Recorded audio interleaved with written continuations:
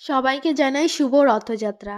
আজকের দিনে দাঁড়িয়ে ভাবছিলাম বাবুকেও রথ টানাবো, কিন্তু সেটা আর হলো কোথায়। মা ছেলের গত 3 দিন ধরে এমন জ্বর, কোনো কোমাকুমির সিন নেই। সবাই বলছে এই জ্বরটা 4-5 দিন থাকে, ডাক্তারও আমাদেরকে বলে দিয়েছে যে এটা কিন্তু 4-5 দিন থাকবে। বাবুর যখন 10 মাস বয়স ছিল তখনই ওকে কিন্তু রথ কিনে দেওয়া হয়েছে।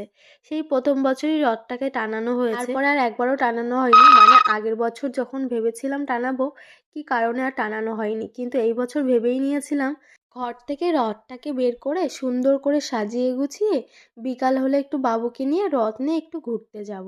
জগন্নাথ দেব আর সেটা হতে দিল না, কারণ জানি না, আর সেই হয়তো চাইনি কিংবা কিছু। যাই হোক, যদি পরের বার সুস্থ থাকি, ভালো থাকি, অবশ্যই বাবুর রথটা সামনের বছর বের করার চেষ্টা করব। আর বাবু তো রথ পেয়ে ভীষণই খুশি, নিজেই একা একা কত সুন্দর করে নমস্কার করছে। ও জগন্নাথ দেবকে এত পরিমাণে ভালোবাসে, আর জগন্নাথকে সামনে পেয়েছে, ও তো একদম ছাড়তেই চাইছিল না।